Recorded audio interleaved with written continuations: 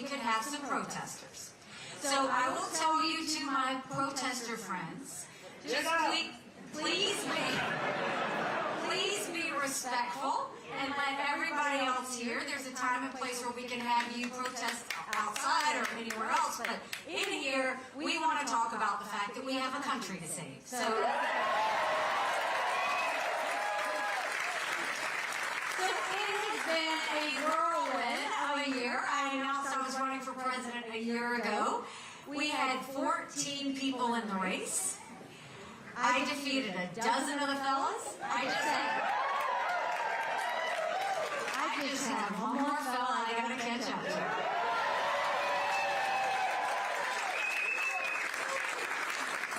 And you look at the situation of what's going on right now. You don't have to turn on the news to know that it's bad. We feel it. We're $34 trillion in debt. We're having to borrow money just to make our interest payments. China owns some of that debt. And for the first time, we're spending more in interest payments than we are in defense budget. You know who's paying attention to that? Russia, China, and Iran.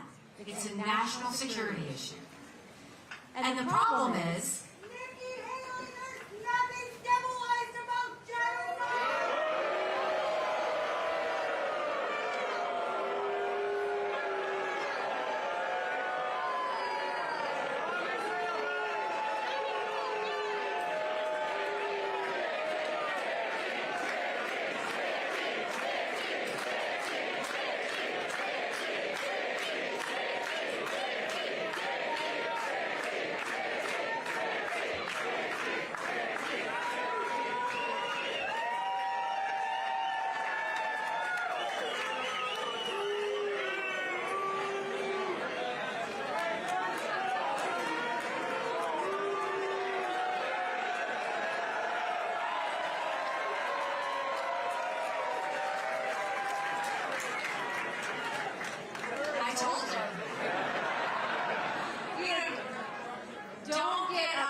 when you see people protest like that, because my husband and his military brothers and sisters sacrifice every day for her right to be able to do it.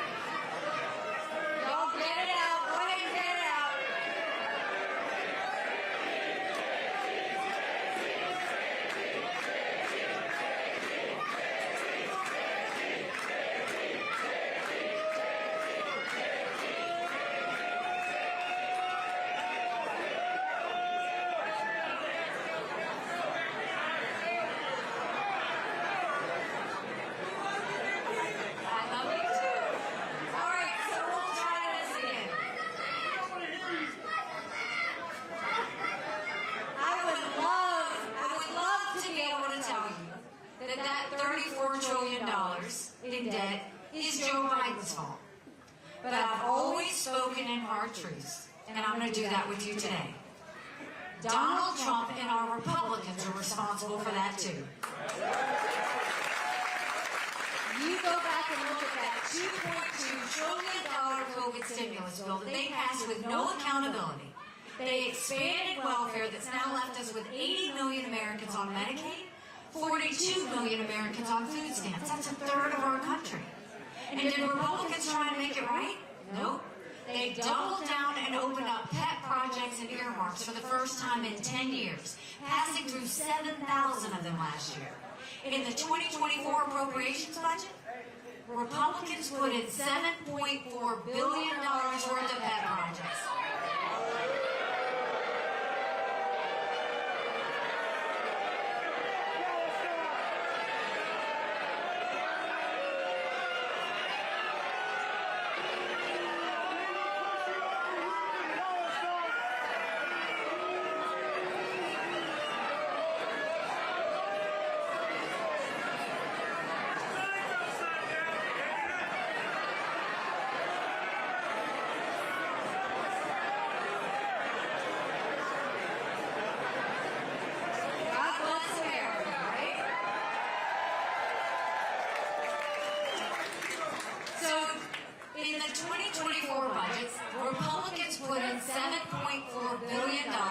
pet projects. Democrats put in $2.8 billion. Now you tell me who the big spenders are. All while 1 in 6 American families can't afford their utility bill. 60% of Americans are living paycheck to paycheck. 50% of American families can't afford diapers. That can't continue. So don't you think it's finally time we had an accountant in the White House?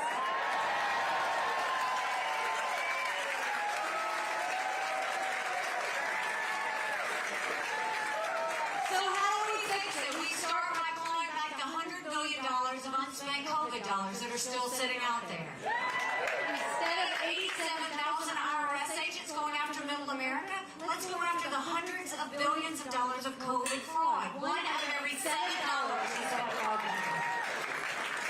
If 80% of our budget is interest, quit borrowing. Cut up the credit cards. You have to balance a budget every day. I had to balance a budget as governor. Why is Congress the only group that refuses to balance a budget?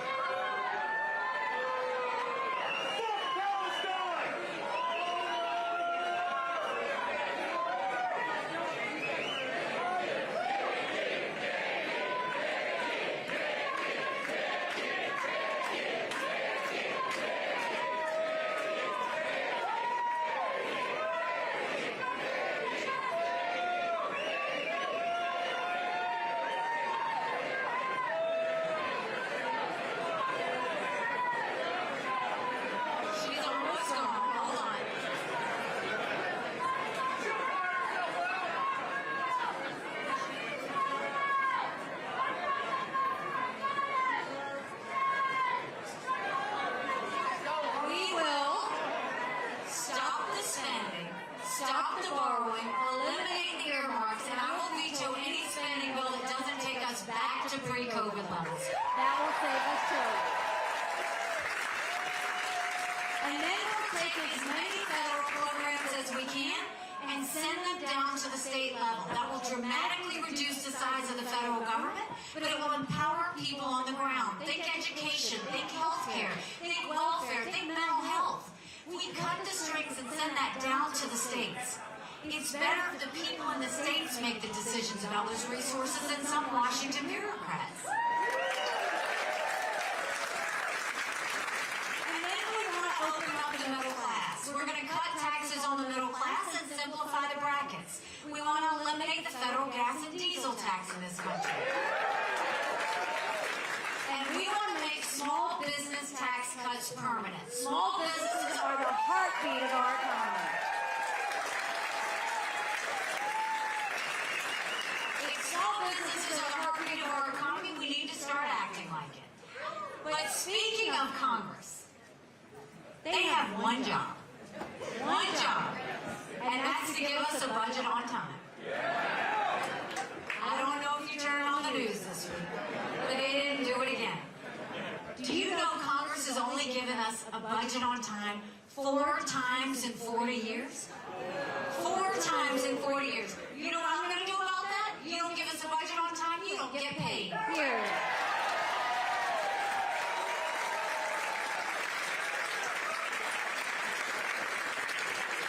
Don't you think it's finally time we had term limits in Washington, D.C.?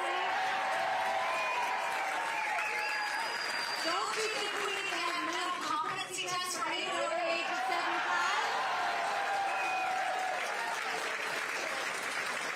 Now, I want to be clear about this. I'm not being disrespectful when I say that. We all know people over 75 that can run circles around us. And then we know Joe Biden. Congress has become the most privileged nursing home in the country. It's true. These are people making decisions on our national security. These are people making decisions on the future of our economy. We need to know they're at the top of their game. We can't play with that. And then let's talk about the border. I can't believe this is happening in the United States of America. I went 400 miles down that border. It was unthinkable what I saw. We've had 9 million illegal immigrants come across that border. We had more fentanyl cross the border last year that would kill every single American. Number one cause of death for adults 18 to 45? Fentanyl. And don't think for a second China doesn't know what they're doing when they send it over. When I was governor of South Carolina, we passed the toughest illegal immigration law in the country. President Obama sued us over it, and we won. We will take what we did in South Carolina and we'll go national with it. We'll do a national E-Verify program where every business has to prove that the people they hire are in this country legally. We will defund sanctuary cities once and for all. No more safe havens. We'll put 25,000 Border Patrol and ICE agents on the ground and let them do their job. We'll go back to the Remain in Mexico policy so that no one even steps foot on U.S. soil. And instead of catch and release, we'll go to catch and deport. That is what will stop us. Now, there was an opportunity last week, maybe 2 weeks ago, that we could have done something about the border. Congress came out with a border bill. The good part about that border bill was it strengthened asylum laws. We have to do that. 3 million illegals came in under Trump because our asylum laws weren't strong enough. The weaker part of that bill was it didn't have Remain in Mexico. We need to have that. And it had a 5,000 person threshold. We can't even have a 1 person threshold. But what went wrong is Congress should have gone in a room, strengthened it, and passed something out.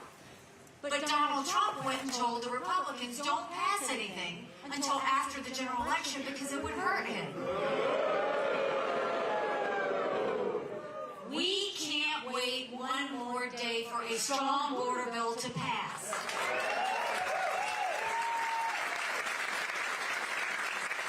Congress needs to do their job, get in a room and figure it out, and Trump needs to stay out of it, period.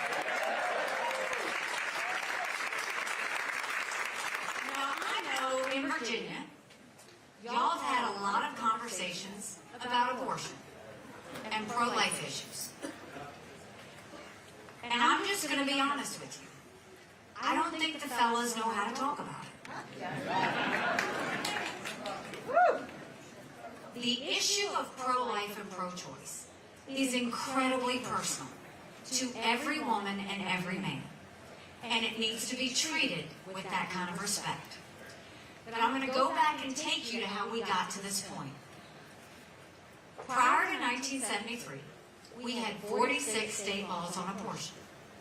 And in 1973, unelected justices came in and threw out those 46 state laws and said there would be abortion anytime, anywhere, for any reason. Now, I believe a wrong was made right. The unelected justices said they shouldn't have done that, and they put it in the hands of the people, where I think it should be decided. Now, I am unapologetically pro-life. Not because the Republican Party tells me to be, but because my husband was adopted, and I had trouble having both of my children. Having said that, I don't judge anyone for being pro-choice, any more than I want you to judge me for being pro-life.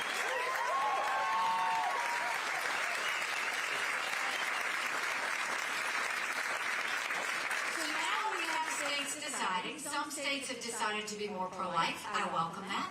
Some states have decided to go more on the choice side. I wish that wasn't the case, but the people decided, and I respect that.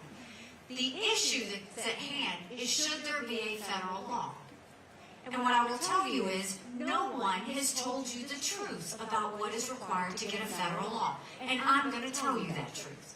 In order to pass a federal law, you'd have to have a majority of the House, 60 Senate votes, and a signature of a president. We haven't had 60 Republican senators in over 100 years. We might have 45 pro-life senators. So no Republican president can come in and ban these abortions any more than a Democrat president can ban these state laws. So what can we do? We need to find consensus. Can't we all agree to ban late-term abortions? Can't we all agree to encourage adoptions and good quality adoptions?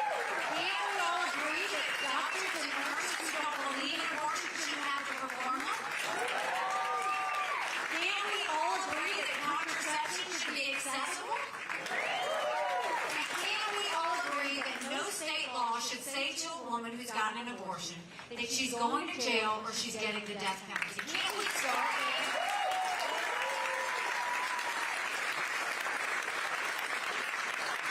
No more demonizing this issue.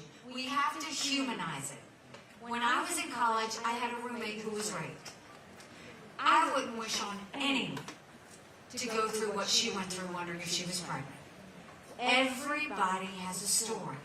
Let's be respectful of their story. Our overall goal should be, how do we save as many babies as we can and support as many moms as we can?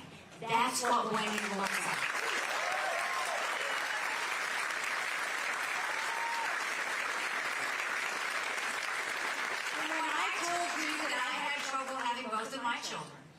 Both of my children, we were blessed, were due to fertility treatments.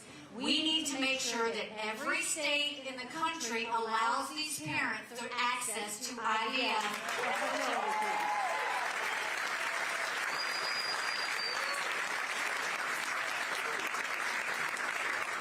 So now that we got that out of the way, growing up in rural South Carolina, my parents always taught me, you take care of those who take care of you. But I'm going to ask you for taking care of those who take care of us. Right now in America, over 35,000 of our veterans are homeless. 1 in 3 suffers from PTSD or thoughts of suicide. We lose 22 heroes a day to suicide. If a veteran needs a doctor's appointment at the VA, on average, it takes 29 days. Why 29 days? Because on the 30th day, they can go to the doctor or hospital of their choice. So midway through the 29 days, they get a call to reschedule, and the clock starts all over again. It's shameful how we treat our veterans. My husband, I'm proud to say I am the proud wife of a combat veteran who served in Afghanistan.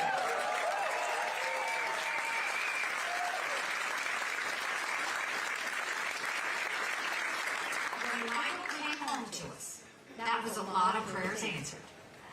But that was the easy part. When we got home, life got hard. Michael couldn't hear loud noises. He couldn't be in crowds. Life had passed him by for the year that he was gone, and the transition was tough. We can't just love our men and women when they're gone. We gotta love them when they come back home, too.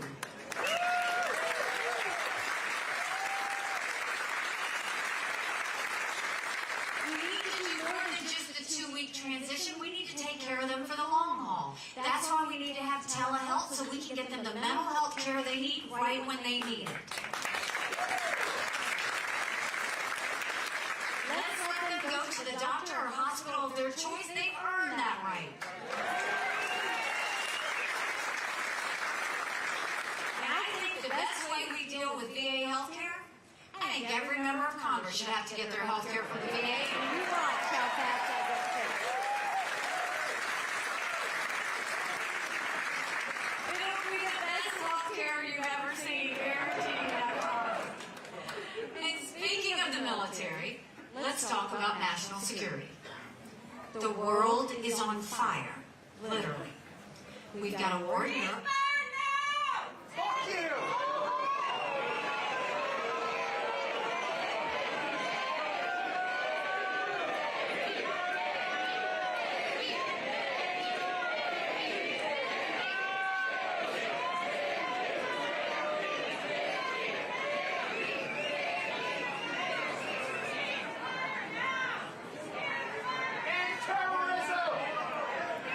We've got a war in Europe.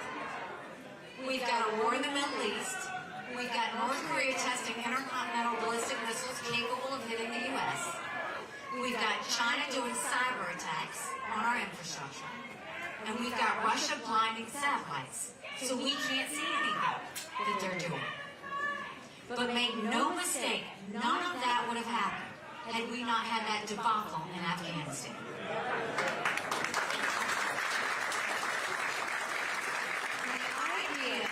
That Michael and his military brothers and sisters who served there had to watch us leave Bagram Air Force Base in the middle of the night without telling our allies who stood shoulder to shoulder with us for decades because we asked them to be there. Think about what that said to our friends. More importantly, think about what that said to our enemies. This is the time where America needs a leader that has moral clarity.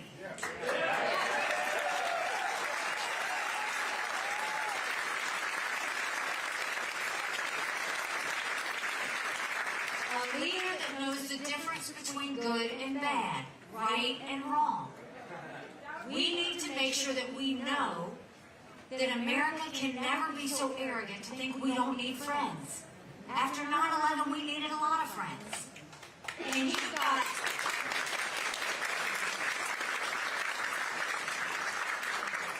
And 2 weeks ago, Trump goes and says that he would actually encourage Putin to invade our allies. Now think about that. Trump is going to align himself with a thug where 500,000 people have been wounded or killed because Putin invaded Ukraine. Trump is going to align himself with a tyrant who kills his political opponents. Trump is going to align himself with a madman who arrests American journalists and holds them hostage. Trump's going to side with Putin, who's made no bones about the fact he wants to destroy America. And he's going to side with him over our allies who stood with us after 9/11? It doesn't make sense. You can't do that. We have always got to grow the number of friends that we have. We've always got to focus on what it takes to prevent war. Every president should focus on preventing war.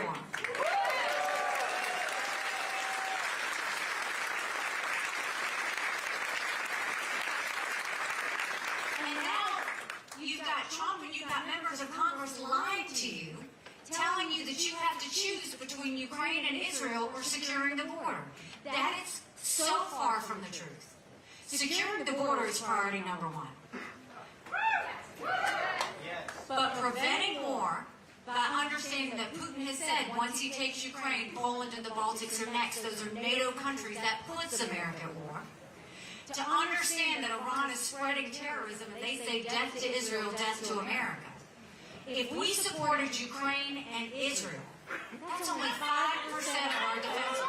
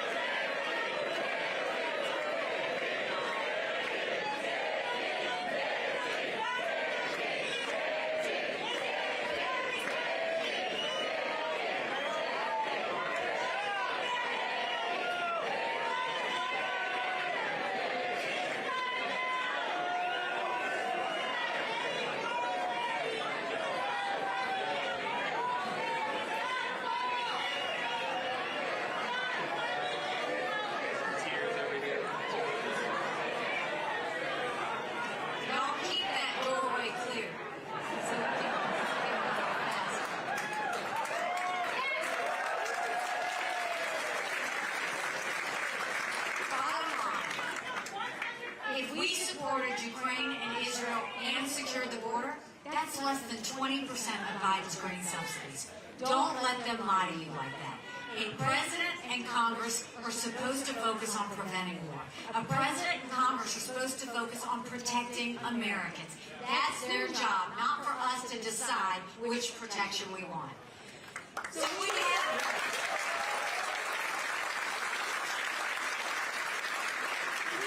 the answers on what we need to do for national security.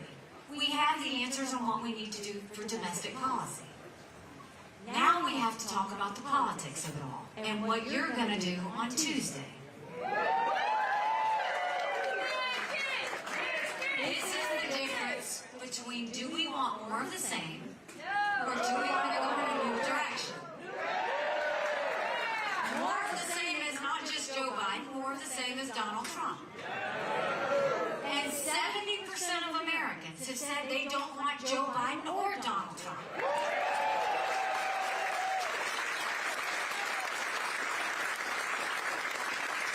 60% of Americans have said Donald Trump's too old and Joe Biden's too old to to be president. But look at how this year has gone. You know, when they said we wouldn't make it to Iowa, we made it to Iowa. Then they said we were going to be 35 points down in New Hampshire. We got 43% of the vote. But the night of New Hampshire, Trump was totally unhinged. He went on and on about revenge. And my dress. Then the next day he said, anybody that supports her is barred permanently from MAGA.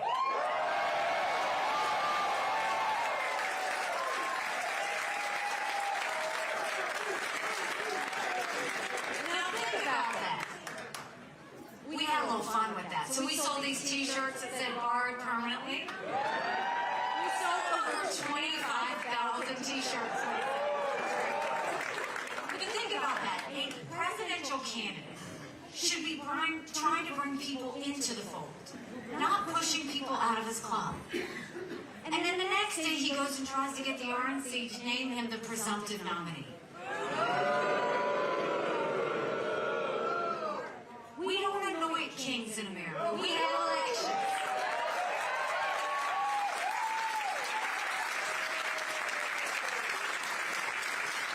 And states deserve the right to have their voices heard. And then he had a couple of court cases with some judgments that came down, and he talked about being a victim. The problem that I have with all of that is whether it was the night of New Hampshire or whether it was after these court cases, at no point did he talk about the American people. At no point did he talk about us being $34 trillion in debt. At no point did he talk about the fact that only 31% of 8th graders in our country are proficient in reading. At no point did he talk about the illegal immigrants that were coming through. At no point did he talk about the lawlessness in our cities. And at no point did he talk about the wars around the world. All he did was talk about himself.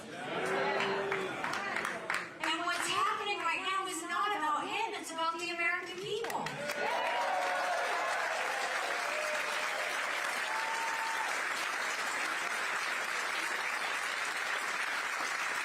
But what you're seeing is, in this primary, it's also a shift and a decision on the Republican Party.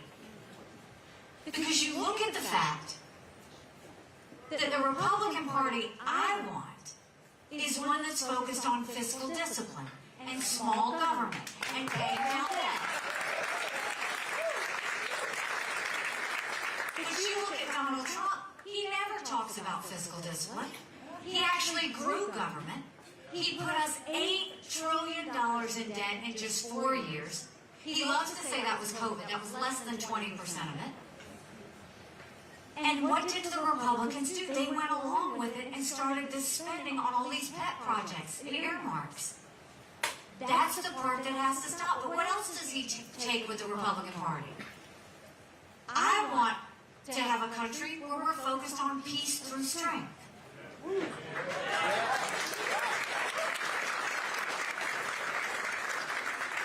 He wants to be a country that doesn't need friends. That isolationist approach will only put us furthering more. And then you look at the operation of the Republican Party.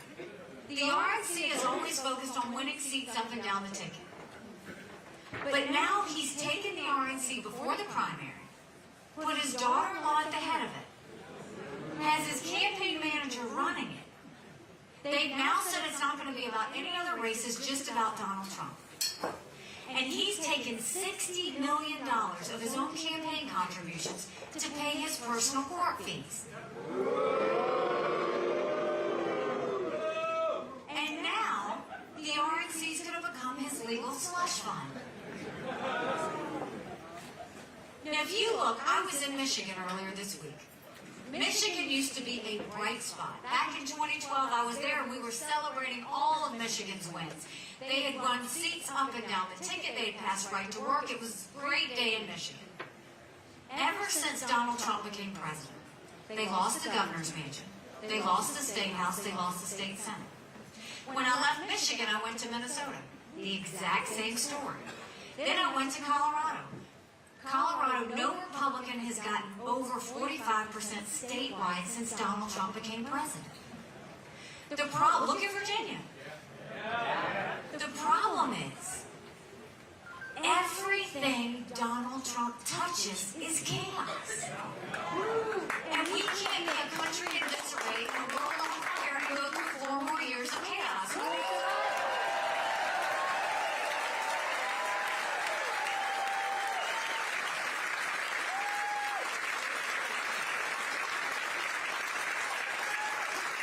And if we really want to turn our country around, you gotta ask yourself, if all of these early states, if 30 to 40% of the people are not voting for him, how do you win a general election? But more than that, don't listen to me, look at the polls. The Marquette poll that came out last week. Donald Trump and Joe Biden are margin of error, at best, that's on Trump's best day. I'm in the same poll, and I defeat Joe Biden by 18 points.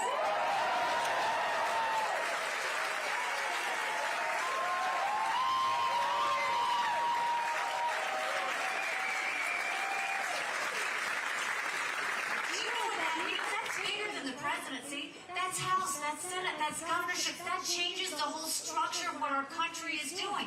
But you win by double digits. That's a mandate going into D.C. to stop the wasteful spending and get our economy back on track. That's a mandate to get our kids reading again and go back to the basics in education. That's a mandate to secure our borders with no more excuses. That's a mandate for law and order back in our cities. And that's a mandate for a strong America that prevents wars that we can all be proud of. Don't you want that?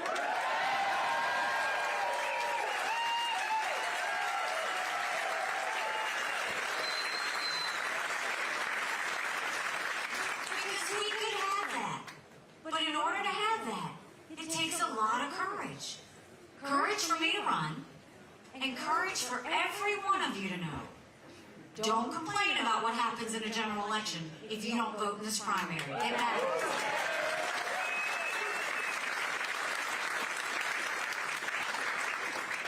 You know, 8 months ago, I dropped Michael off at 4 a.m.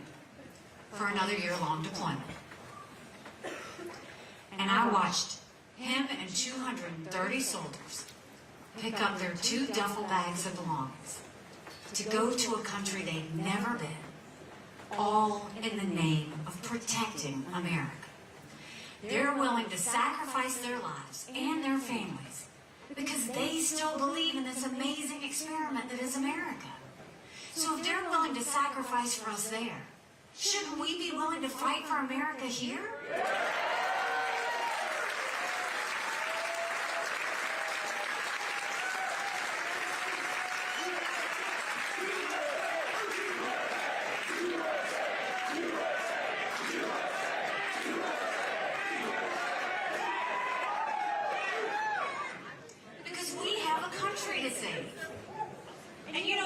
The media is like losing their mind, going, why does she keep fighting? Why does she keep doing this?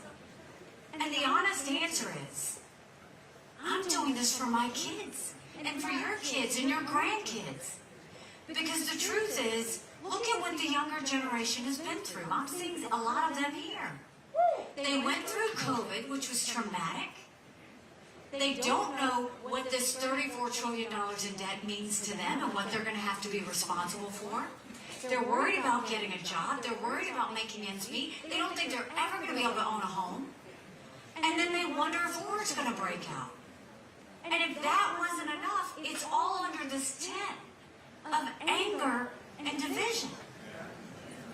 And then we want to know why there's so much anxiety, stress, and depression. Our kids deserve to know what normal feels like.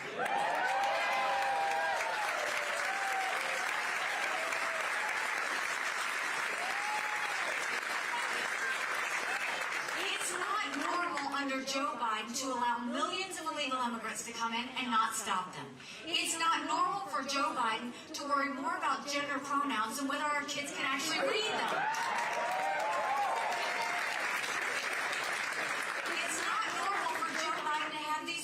Around the world. But it's not normal for Donald Trump to side side with a tyrant over our allies. It's not normal for Donald Trump to spend millions of dollars in campaign contributions on his personal court cases. It's not normal for Donald Trump to mock members of the military.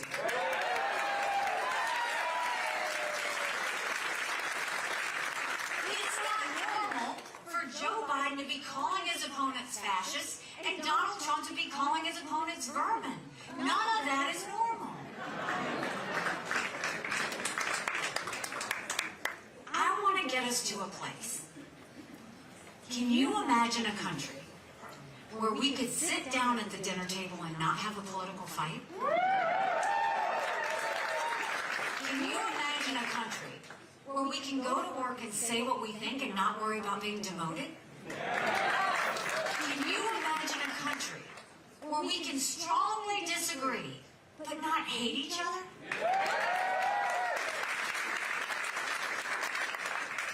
That's where I want us to go. Because that's who I know we can be. We're better than this. We're better than what is happening right now.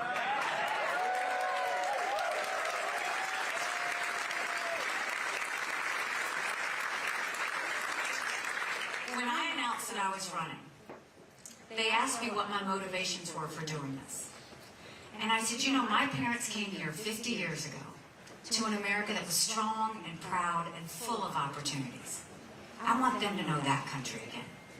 I'm doing this for Michael and his military brothers and sisters. They need to know their sacrifice matters. They need to know that we love our country. I'm doing this for my daughter who just got married, and I saw how hard it was for her and her husband to buy a home. The average home buyer in America is 49 years old. The American dream is leaving them. And I'm doing this for my son, who's a senior in college. And I am tired of watching him write papers of things he doesn't believe in just to get an A. That's not us. That's not fair.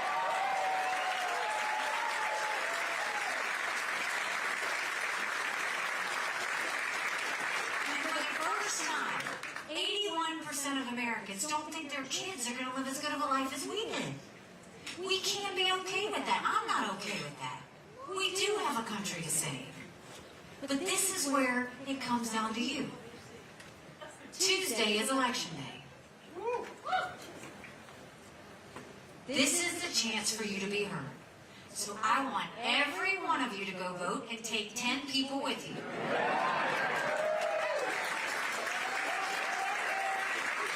I want you to get a yard sign, put a yard sign in your yard, and if you can't have a yard sign in your yard, put it in the back of your car. And I want you to email, text, and call everybody you know. You would be shocked at the number of family and friends who are just general election voters. I want you to give them a message from me. In a general election, you're given a choice. In a primary, we make our choice.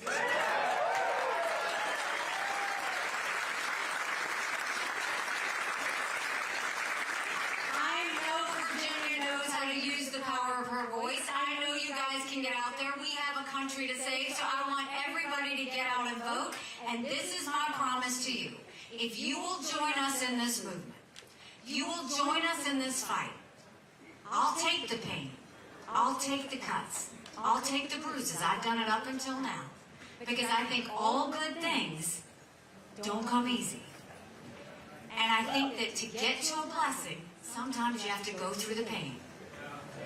But if you join me in this, I promise you, our best days are yet to come. Thank you very much, Dr.